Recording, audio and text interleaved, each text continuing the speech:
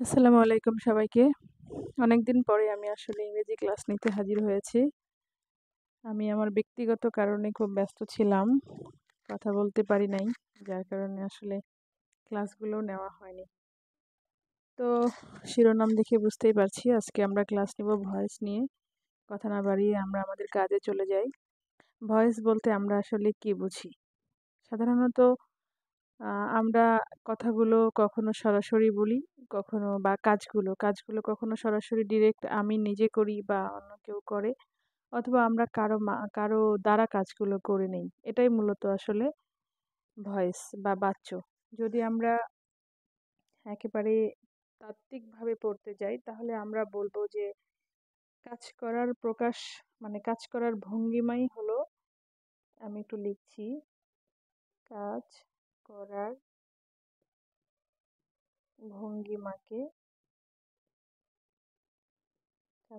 ভঙ্গিমাকে voice বা বাচ্য বলে। এই যে আমরা সহজ কথায় বলে ফেললাম, কাজ করার ভঙ্গিমাকে ভয়েস বা বাচ্য বলে। অর্থাৎ ক্রিয়ার প্রকাশ ভঙ্গিটাই হচ্ছে ভয়েস। কখনো কর্তা নিজে কাজ করে, কখনো কারো দ্বারা কাজটি করানো হয়।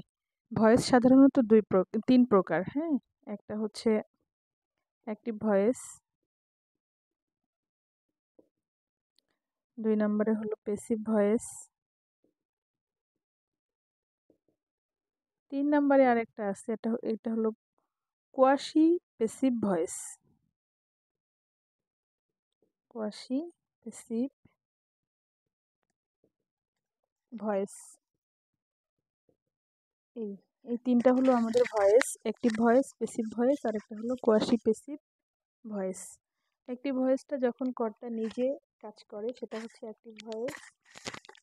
আর প্যাসিভ হলো যখন কারো দ্বারা কাজটি করানো হয়, সেটা হচ্ছে প্যাসিভ ভয়েস।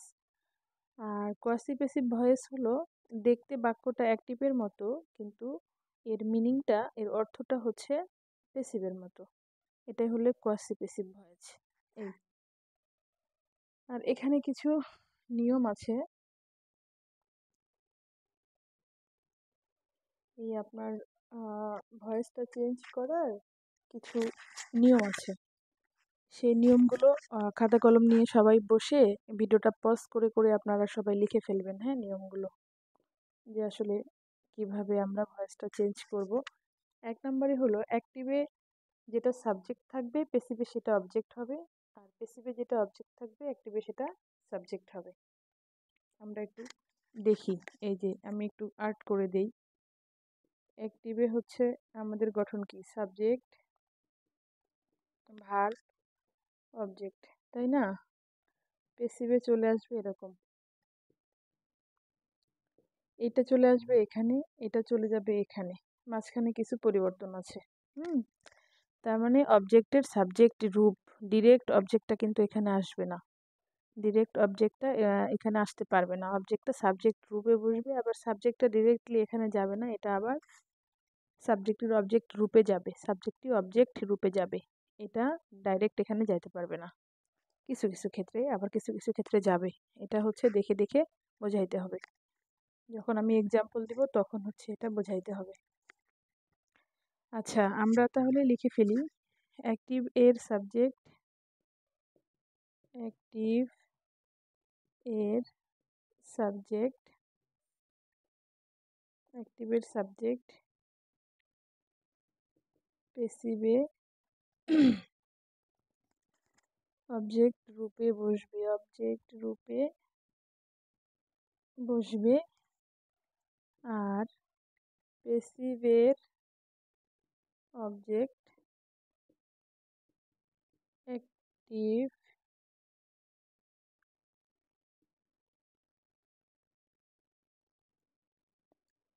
প্যাসিভের অবজেক্ট যে আছে, মানে প্যাসিভের সাবজেক্টটা তো অ্যাক্টিভের সাবজেক্ট তো প্যাসিভে অবজেক্ট আকারে বসলো, আর অ্যাক্টিভের যে অবজেক্ট আছে সেটা আবারে অ্যাক্টিভের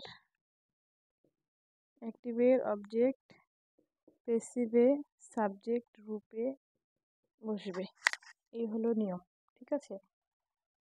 অ্যাক্টিভের সাবজেক্ট চলে যাবে প্যাসিভের অবজেক্ট, আবার অ্যাক্টিভের অবজেক্ট আসবে প্যাসিভের সাবজেক্ট রূপে।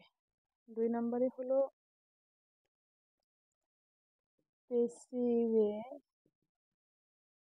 প্যাসিভের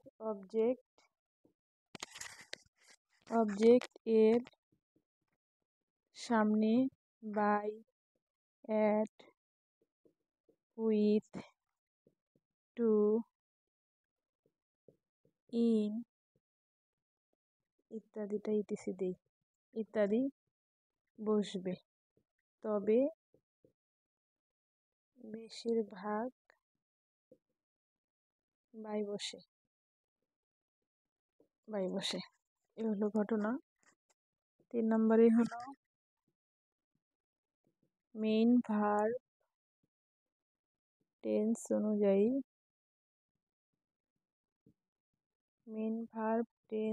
অনুযায়ী পরিবর্তন হয়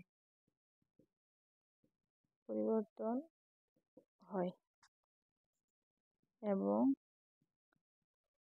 সাহায্যকারী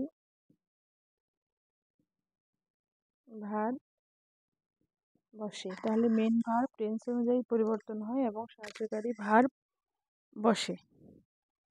আচ্ছা, 4 নম্বর হলো কোনো ক্ষেত্রে, এটা নিচে লেখা কষ্ট হয়ে যাচ্ছে, উপরে লিখি। আচ্ছা, 1 নম্বরটা আমি এখন মিশাই দিলাম, এখানে 4 নম্বরটা দেই।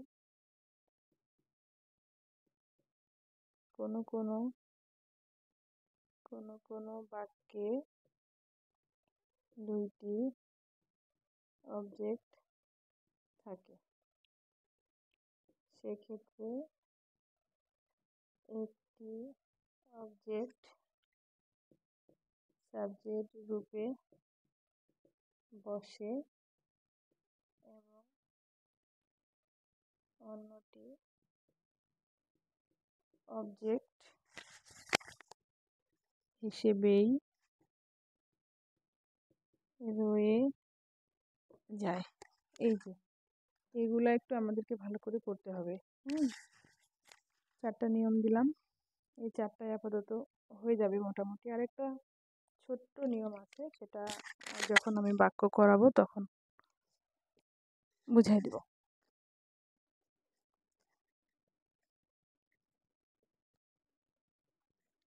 আমি তাড়াহুড়ো করতেছি, আসলে তাড়াহুড়ো করতে গিয়ে হয়তো লেখাগুলো তাড়াতাড়ি মিশিয়ে দিলাম। আচ্ছা, আরেকটা বিষয়, সেটা হচ্ছে অ্যাক্টিভ এবং প্যাসিভের অবজেক্টগুলো সাবজেক্টগুলো কেমন করে পরিবর্তন করা হবে। সেই ক্ষেত্রে আমি লিখে দিচ্ছি এগুলো। এই প্রোনাউনগুলো আমরা কেমন করে বসাবো। হ্যাঁ, এটা একটা শিরোনাম কি দেব? আচ্ছা, শিরোনাম একটা দেই, অবজেক্ট ফর্ম অফ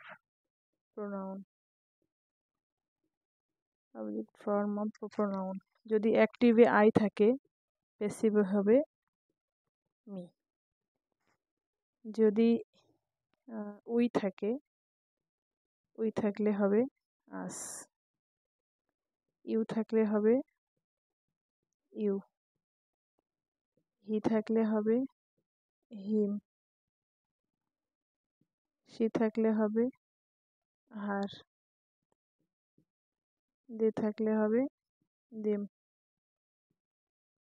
এই যে আমি দেখি ভিডিওটা আসলে হচ্ছে না নাই, এত কষ্ট করে ভিডিওটা করতেছি, সময় নাই হাতে, তারপরও একবারও আসলে দেখারও সময় হয়নি যে ঠিক আছে কিনা। তাহলে আমরা লক্ষ্য করি, অ্যাক্টিভে আই থাকলে প্যাসিভে হবে মি, উই থাকলে আস, ইউ থাকলে ইউ, হি থাকলে হিম, সি থাকলে হার, দে থাকলে দেম। এভাবে আমাদেরকে পরিবর্তন করতে হবে। আমরা আজকে একসাথে 3টা শিখবো, 3টা টেন্স শিখবো। কি কি শিখবো আমরা একটু লক্ষ্য করি। সেগুলো simple, simple present, simple past আর সিম্পল ফিউচার। এই 3টা আমরা একসাথে শিখবো। এই 3টা টেন্স আমরা একসাথে শিখবো। আমরা একটু দেখি, সিম্পল প্রেজেন্টে আমাদের সাহায্যকারী ভার্ব বসবে হলো অ্যাম, ইজ, আর আর সিম্পল পাস্টে পড়বে হলো ওয়াচ, ওয়ার। আর ফিউচারে সিম্পল ফিউচারে পড়বে হলো shall be, will be. Shall be, will be, এই সাহায্যকারী ভার্বগুলো আমাদের বসবে। তাহলে আমরা আরেকটু ভালো করে লক্ষ্য করি। সিম্পল প্রেজেন্টে বসবে হলো সাহায্যকারী ভার্ব এম এইচ আর, আর পাস্ট ইনডিফিনিট টেন্সে হলো ওয়াজ, ওয়ার। ফিউচার ইনডিফিনিট টেন্সে হলো শ্যাল বি, উইল বি। এই সাহায্যকারী ভার্বগুলো আমাদের বসবে। আর মেন ভার্বের MP3 তো অবশ্যই হবে। আমরা একটা বাক্য লিখি। কি বাক্য দিব? He the, he does the work. He does the work, সে কাজটি করে। হি হলো সাবজেক্ট, ডাজ হলো ভার্ব, এখানে দুটাই মেন ভার্ব, এটা হলো অবজেক্ট, তাই না? আমরা একটু ভালো করে লক্ষ্য করি। ঠিক আছে, এটা হলো অ্যাক্টিভ বাক্য, কিন্তু অ্যাক্টিভ। তাহলে পেসিভটা কি হবে? পেসিভটা এটা চলে আসবে এখানে, the work subject, the work. The ওয়ার্কের পরে কি হবে? সাহায্যকারী ভার্ব হবে। সাহায্যকারী ভার্ব প্রেজেন্ট ইনডিফিনিট টেন্সে কোনটা? এম, ইজ, আর। যেহেতু দ্য ওয়ার্ক হলো থার্ড পারসন সিঙ্গুলার নাম্বার, তাই এখানে হবে ইজ, দ্য ওয়ার্ক ইজ। আর এরপরে হবে MB3। ডু এর MB3 কি? ডু, ডিড, ডান, তাই না? দ্য ওয়ার্ক ইজ ডান, তারপরে বাই হবে, অবজেক্টের আগে যেহেতু বাই হয়। আর হি থাকলে কি হয়? Him. The work is done by him. এই সেম বাক্যটা যদি পাস্ট ইনডিফিনিট টেন্সে থাকে তাহলে হবে কি?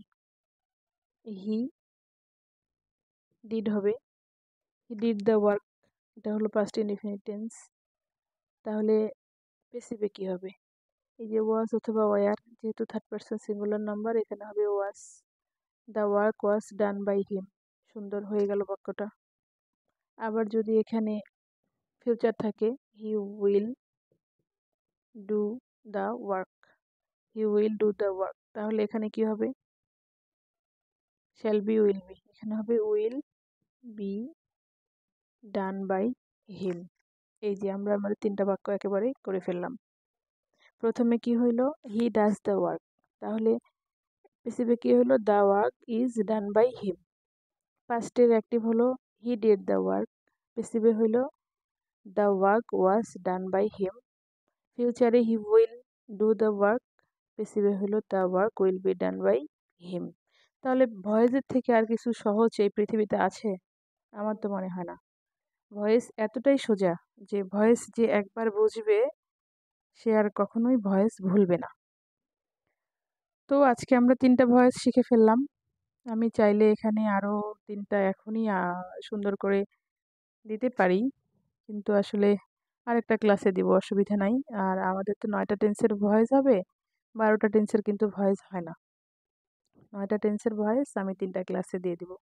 এরপরে নেক্সট আমরা হচ্ছে আরও 3টা শিখবো। এই কন্টিনিউয়াসে যে 3টা আছে ওইগুলো আমরা শিখবো। তো আমি কিছু হোমওয়ার্ক দেই, তোমরা ওগুলো চেষ্টা করবা কিভাবে করে। যেমন আই রাইট আ লেটার, এইটা একেবারে 3টা ফর্মে করবা। Present indefinite tense, past indefinite tense, future indefinite tense, 3টাতে অ্যাক্টিভ করবা প্লাস পেসিভ করবা। আমি কিন্তু টেন্স শিখিয়ে দিয়েছি। এটা হলো 1 নাম্বার বাক্য। 2 নাম্বার হচ্ছে they play football, they play football. 3 নম্বরে হলো শি রিসাইট আ পোয়েম, সে একটি কবিতা আবৃত্তি করলো। 4 নম্বর হলো রহিম সিংস আ সং, রহিম একটি গান গায়। এই যে এই 4টা বাক্য তোমরা সবাই অ্যাক্টিভেও করবা, পেসিভে করবা, 3টা টেন্সে করবা। Present indefinite, past indefinite, future indefinite. তাহলে বুঝতে পারবো যে না, তোমরা সবাই আসলে পারছো। আর বাই বাদ দিয়ে যে অন্যান্য প্রিপোজিশনগুলো হয় যেমন অ্যাট, উইথ, ইন, টু, এইগুলো আসলে স্পেসিফিক দুই একটা ভার্ব আছে, তার তার সাথে বসে। তো হচ্ছে আমি এগুলো সবগুলোই করে দিব, হ্যাঁ, সবগুলোই বুঝাই দিব, যেহেতু আজকে একটু আহ, শুরু হইলো কেবল। আশা করি সবার ক্লাসটা ভালো লেগেছে। সবাই আমার জন্য দোয়া করিয়েন। একবার তুমি, একবার আপনি, যাই হোক অভ্যাস হয়ে গেছে আসলে, একবার তুমি বলে দেই, একবার আপনি বলে দেই। এটা ডাজ নট ম্যাটার, ম্যাটার হলো আমার ক্লাসটা সবাই বুঝতে পেরেছে কিনা, সবার কল্যাণে ক্লাসটা লাগলো কিনা, এটাই হলো মেন কথা। তো ঠিক আছে, সবাই তাহলে ভালো থাকো। আবার কথা হবে, হ্যাঁ, আসসালামু আলাইকুম।